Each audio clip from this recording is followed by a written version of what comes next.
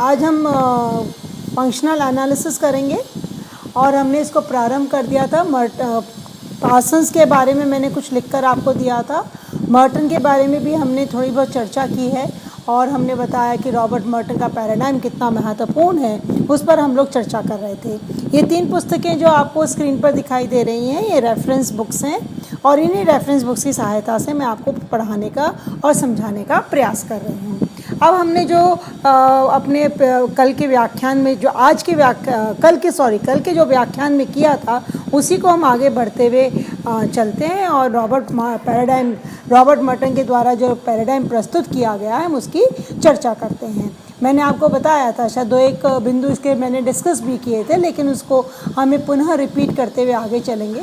Robert Merton ने functional analysis को समझाने के लिए एक पैराडाइम प्रस्तुत किया है और उस पैराडाइम की सहायता से हम प्रकारवाद की विवेचना को सरलता और सहजता से कर सकते हैं। उनके विश्लेषण में को समझने के लिए उन्होंने अपने इस पैराडाइम को कुछ सोपानों या चरणों में विभाजित किया है।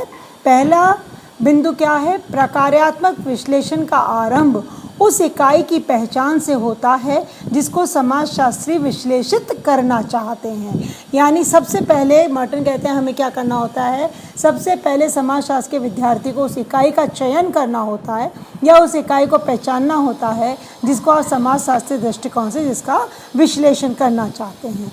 और ये इकाई क्या हो सकती है? यह सामाजिक संरचना का कोई भी पक्ष हो सकता है जिसके अंतर्गत कोई भूमिका हो, एक संस्थापक प्रतिमान हो, सामाजिक प्रक्रिया, एक विशिष्ट मानदंड इत्यादि लिए जा सकते हैं। यानी कुल मिलाकर नियम, रीति रिवाज, परंपराएं, प्रतिमान, सामाजिक प्रक्रियाएं, इन सब से मिलकर जिस संरचना का निर्माण होता है उसको हम अपने अध्ययन के लिए सम्मिलित कर सकते हैं। दूसरे चरण में उस इकाई के अर्थ को स्पष्ट किया जाता है। कौन सी इकाई को? जिस इकाई को आपने चयनित किया है अध्ययन करने हेतु, उसको अब आपको परिभाषित करना, उसके अर्थ को आपको स्पष्ट करना है। इसका अभिप्राय क्या है? जो लोग इस प्रक्रिया में सहभागी होते हैं उसके लिए उसका अर्थ क्या है, संपूर्ण समाज के लिए उस इकाई का क्या अर्थ है। यहाँ पर जब हम कहते हैं उसका अर्थ को स्पष्ट करना है, तो यहाँ पर हमें इसका अर्थ 2 संदर्भ में स्पष्ट करना होगा। एक तो वह जो लोग इस प्रक्रिया में भाग ले रहे हैं उनका इस इकाई को लेकर उनका क्या अभिप्राय है, वो इस इकाई से क्या अर्थ लगाते हैं, और फिर संपूर्ण समाज इस इकाई को किस रूप में देखता है, उस अर्थ को भी समझना होगा। हम इस बात को एक उदाहरण के द्वारा समझ सकते हैं। विवाह जैसा विवाह की जो एक संरचना है, विवाह की जो एक प्रक्रिया है, उसके अंदर लड़की के विवाह के पश्चात लड़की की विदाई हो जाने के बाद कुछ समय बाद उसका भाई अपनी बहन को लेकर घर वापस लौट कर आता है। यानी कि भाई अपनी बहन को उसकी बहन के ससुराल जाता है और अपनी बहन को लेकर आता है। ये प्रथा का अपना एक अर्थ होता है। इस प्रथा का अपना एक अर्थ रहा है। क्या अर्थ रहा है?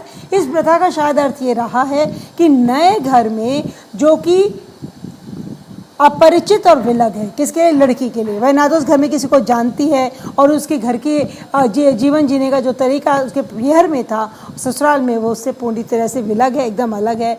नए रिश्ते हैं, नए व्यक्ति हैं, इनसे परिचय बोध व आत्मीयता में समय लगना स्वाभाविक है। वहाँ पर जो उसके ससुराल में रहने वाले लोग हैं वे उनसे परिचित नहीं हैं, उनसे अभी आत्मीयता भी नहीं है, उनको जानने में उसको समय लगेगा। ऐसे में वो लड़की अपने आप को अचानक एक नए वातावरण में पाती है। अब उस वातावरण के साथ तालमेल बैठाने के लिए अब प्रयास तो किए जाने हैं। इसलिए सामाजिक व मनोवैज्ञानिक दोनों आधारों पर लड़की को माता पिता उसके ससुराल से शीघ्र बुलाकर सामान्यता और आत्मीयता का पुनः बोध कराते हैं, ताकि बच्ची को यह नहीं लगे कि उसको ससुराल विदा कर दिया, अब उसके पीहर से उसका कोई सरोकार नहीं है। ऐसी भावना उसके अंदर आनी नहीं चाहिए।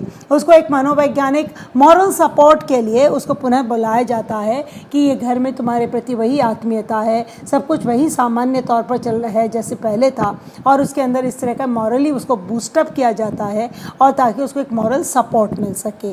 और इस पुनः बोध कराकर पुत्री को माता पिता एक सहजता प्रदान करते हैं, शी शुड फील नॉर्मल, और फिर उसको धीरे धीरे समझ में आने लगे कि विवाह एक सामान्य प्रक्रिया है। उसी तरह से हमारे हिंदू जीवन में, हिंदू संस्कृति में कई संस्कार हैं, जैसे मुंडन संस्कार है, विवाह संस्कार है, अनेक प्रथाएं हैं जो कि सामूहिकगत रूप में इनके स्वीकृत अर्थ होते हैं और पूरा समूह उनको उसी अर्थ में लेता है। तो दूसरे चरण के अंदर हमने जिस इकाई का अध्ययन कर रहे हैं उसका क्या अर्थ है उसको समझना बहुत महत्वपूर्ण है।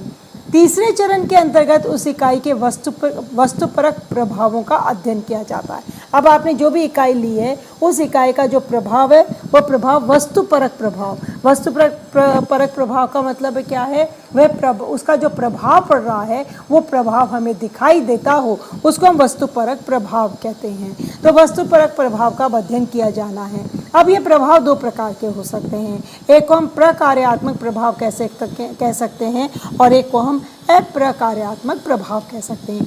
अगर इनके प्रभाव व्यवस्था को वातावरण से जोड़ने में सहायता प्रदान करता है तो उन्हें हम प्रकार्यात्मक कहते हैं। यानी जहाँ पर कोई भी क्रिया का अध्ययन कर रहे हैं, इकाई का अध्ययन कर रहे हैं, यदि वह इकाई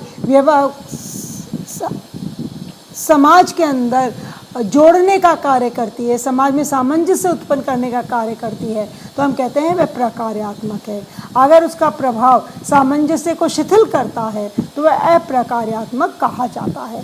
यदि कोई इकाई से समाज के अंदर सामंजस्य के स्थान पर असामंजस्य उत्पन्न होता है तो वह क्रिया अप्रकार्यात्मक कहलाती है, क्योंकि वह समाज के लिए लाभदायक नहीं है।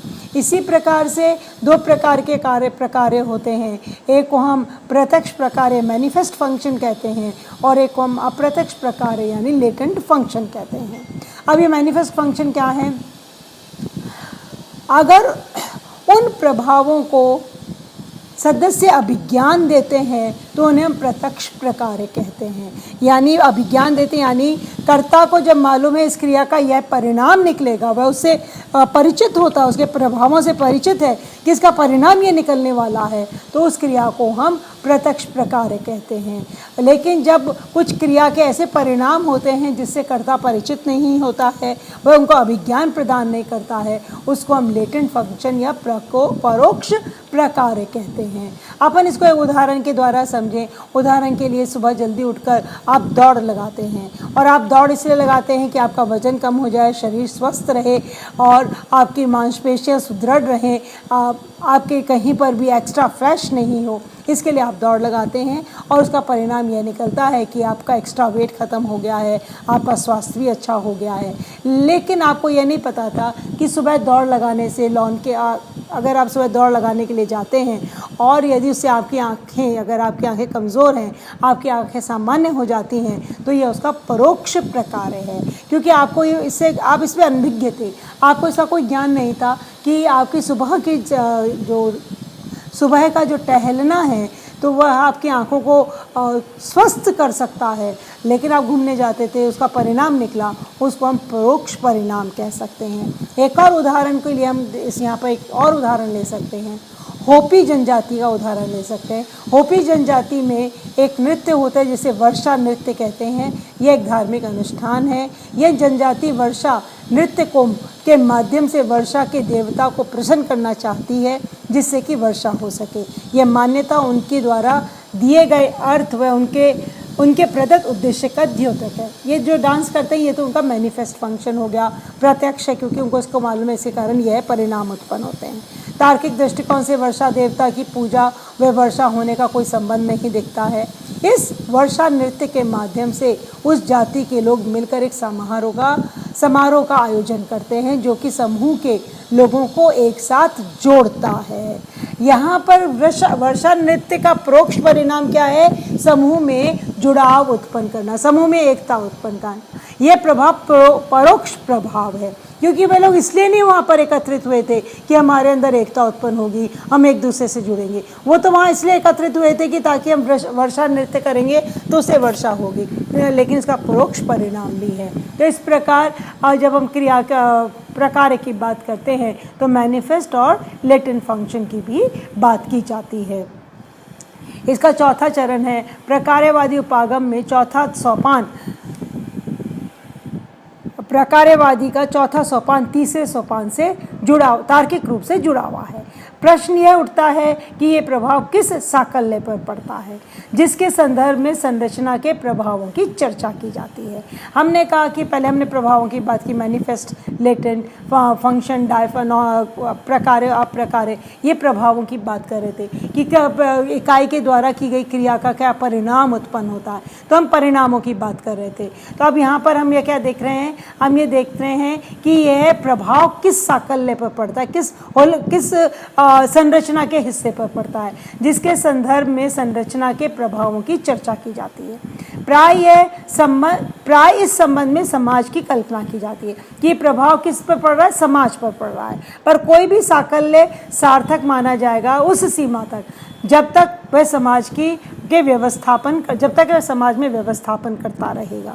समाज के अंदर जो भी संरचनाएं पाई जाती हैं, संरचनाओं के जो भी भाग पाए जाते हैं, वे तब तक ही समाज के लिए सार्थक हैं, लाभदायक हैं, जब तक वो उस व्यवस्थापन में अपना सहयोग प्रदान करते हैं। यहाँ पर प्रकार्यवादी उपागम प्रयोजन परक युक्ति को काम में लेता है, जिसके अंतर्गत सामाजिक प्रघटना को उसके लक्ष्यों के प्रभावों के आधार पर समझा जाता है। कोई भी कार्य इसलिए होता है क्योंकि उसका कोई ना कोई प्रकार्य होता है। यहाँ पर प्रकार्यवादी दृष्टिकोण में सबसे महत्वपूर्ण बात यह है, वह किसी भी इकाई का यदि अध्ययन करता है तो वह या सामाजिक प्रघटना का अध्ययन करता है तो वह देखता है कि उस सामाजिक प्रघटना का लक्ष्य क्या है, इकाई का लक्ष्य क्या है, क्या उसके जो लक्ष्य हैं क्या वो समाज के लिए लाभकारी हैं, उसके द्वारा कौन से प्रकार किए जाते हैं, उसके द्वारा कौन सी क्रियाएं की जाती है, उसके द्वारा की गई क्रिया महत्वपूर्ण है, उन क्रियाओं का विश्लेषण किया जाता है।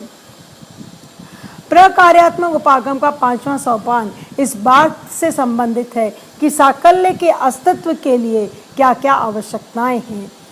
इसके पांचवें सोपान के अंतर्गत अब हम आवश्यकताओं की बात करते हैं।